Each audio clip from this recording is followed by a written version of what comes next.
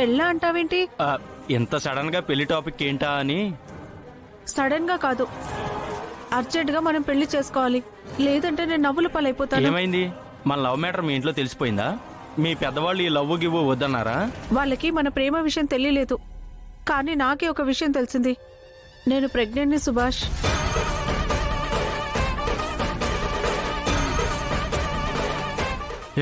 ఏంటి నువ్వు అంటుంది? అవును సుభాష్, అనుమానం వచ్చి హాస్పిటల్కి వెళ్ళి చెక్ చేయించుకున్నాను. అందుకే నేను రమ్మన్నాను ఇక్కడికి. నాకేం చేయాలో అర్థం కావట్లేదు సుభాష్. ఈ మాత్రం దానికి ఎందుకు అంత టెన్షన్ పడిపోతున్నావు? క్లీన్ చేసుకో. ఏం మాట్లాడుతున్నావు సుభాష్? తప్పుగా అనుకోకు. మనకింకా ఎడ్యుకేషన్ పూర్తి కాలేదు, నేనింకా లైఫ్లో సెటిల్ అవ్వలేదు. పెళ్ళి పిల్లలు అంటే మనమే కదా ఇబ్బంది పడేది. అందుకే క్లీన్ చేసుకుంటే తర్వాత మెల్లిగా. లేదు, నా బిడ్డ నేను చంపుకోలేను. ప్లీజ్ మనం పెళ్లి చేసుకుందాం. చెప్తుంటే అర్థం కావట్లేదా నీకు? అంటే నన్ను మోసం చేద్దాం అనుకుంటున్నావా? అవునే, ఏం చేస్తావు? ఇప్పుడే ఈ విషయం మా ఇంట్లో వాళ్ళకి, మీ ఇంట్లో వాళ్ళకి చెప్పి అల్లరి చేస్తాను. బ్లాక్ మెయిల్ చేసామంటే పేక పిసికి చంపేస్తా. చంపురా, చంపు. ఏంటే కాలర్ పట్టుకుంటున్నావు?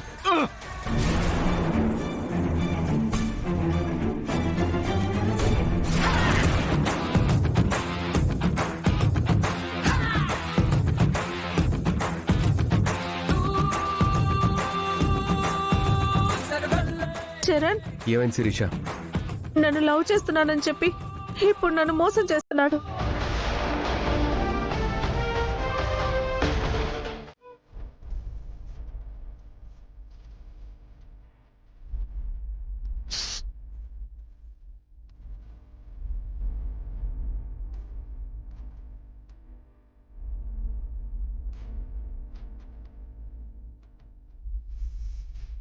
మండుతుందా?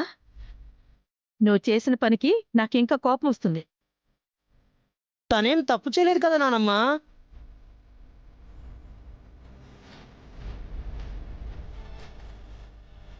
తప్పు చేసింది అండో లేదురా, మొండిగా ముందుకెళ్ళడం ఎందుకు అంటున్నా. ఇప్పుడు చూడేమైందో.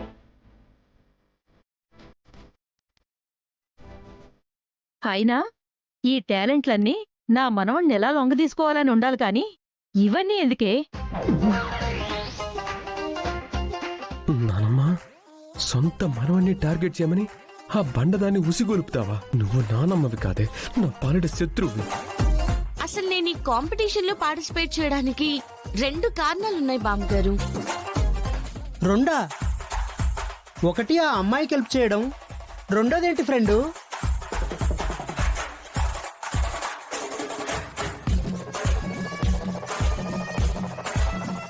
రెండో కారణం ఏంటంటే నవ్వుతావేంటే? చెప్తే మీరిద్దరూ షాక్ అవుతారు. మేమేమీ షాక్ అవ్వం గాని విషయం ఏంటో చెప్పు. నేను ఈ కాంపిటీషన్ లో పార్టిసిపేట్ చేయడానికి అసలు కారణం మీ మనవడే.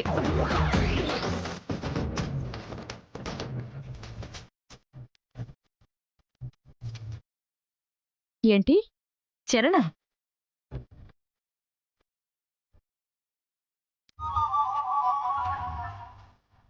ఏంట్రా, ఏమైంది? నాకు తల తిరుగుతుంది నానమ్మా. నేను చెప్పానా కారణం చెప్తే మీరిద్దరు షాక్ అవుతారని? నా మనవడు కారణం ఏంటే? అసలేం జరిగింది? ఆ అమ్మాయి కోసం కాంపిటీషన్ లో పార్టిసిపేట్ చేస్తానంటే మా అమ్మ వాళ్ళేమో ఆ అమ్మాయికి కావాల్సిన డబ్బులు ఇచ్చేద్దాం, ఎందుకమ్మా రిస్క్ అన్నారు. దానికి అప్పుడు మీ మనవడే, ఎందుకండి తను మాట ఇచ్చింది కదా, మాట మీద నిలబడాలి, కాంపిటీషన్ లో పాల్గొనాలి, తను గెలుస్తుందన్న నమ్మకం నాకుంది అని నన్ను ఎంకరేజ్ చేశారు. వాడు ఎంకరేజ్ చేశాడా? ఖచ్చితంగా ఇందులో ఏదో కిరికిరి ఉండే ఉంటుంది. కిరికిరా? కిరికిరేంటి నానమ్మా? అవునరా, త్వరలో వాడికి నీకు నిశ్చితార్థం ఉంది కదా. నేషనల్ వెయిట్ లిఫ్టింగ్ అంటే గుడిలో బండెత్తినట్టు కాదమ్మా, బలం ఉంటే సరిపోదు, టెక్నిక్ కావాలి. అది ప్రాక్టీస్ తో వస్తుంది కదా అన్నయ్య. ఆవిడెలాగూ ట్రైనింగ్ ఇస్తానంటుంది కదరా. ఆవిడ ట్రైనింగ్ ఇచ్చినా ఈవిడ గారు ప్రాక్టీస్ చేసినా ఏమీ పని అవ్వదు. అంటే నా వల్ల కాదంటావా? కాదనేగా చెప్తుంది. చేసి చూపిస్తే? ఏంటి చేసేది? కిచెన్ లో వంట. ఇదిగో నన్ను ఇలా రెచ్చగొట్టావంటే నిజంగానే వెయిట్ లిఫ్టర్ అవుతాను. నువ్వు తల్లకిందులుగా తపస్సు చేసినా అవ్వలేవు. ఇదిగో నన్ను రెచ్చగొట్ట చెప్తున్నా. రచ్చగొడితే ఏం చేస్తావు? ఏం చేస్తావంట? ఏం చేస్తానా? ఏం చెప్పు.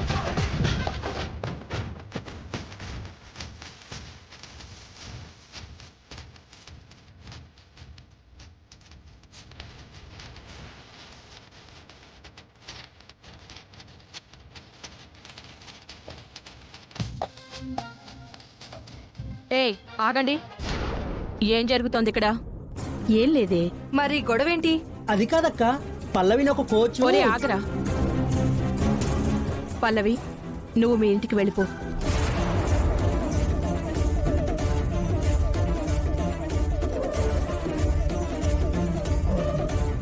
మేడం, అదెందుకు వెళ్ళిపోవాలి? వాళ్ళిద్దరికి పెళ్లి చెయ్యాలా వద్దా? చేస్తానని అందరి ముందు మాటిచ్చావు కదా మమ్మీ, మళ్ళీ ఇదేంటి? పెళ్లి చేస్తా అంటున్నాను కాబట్టి వెళ్ళిపోమంటున్నాను. పెళ్ళయ్యేంత వరకు మీ ఇంట్లోనే ఉండు. అవును, పెళ్లి కాకుండా ఆ అమ్మాయి అబ్బాయి ఇంట్లో ఎలా ఉంటుంది? ఆంటీ చెప్పింది కరెక్టే. బ్యాగ్ సర్దుకుని పొద్దున్నే బయలుదేరు.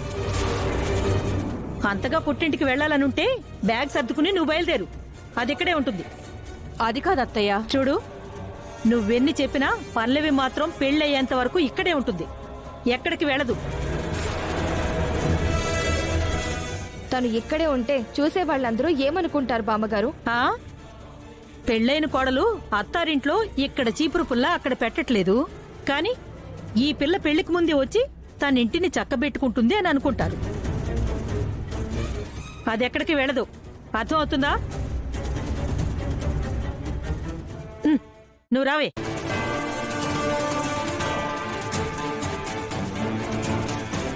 ఈ వంక పెట్టింది నీ ఇంట్లోంచి గడప దాటిద్దామనుకుంటే ఈ ముసలావిడంతా చెడగొట్టింది. ఛా!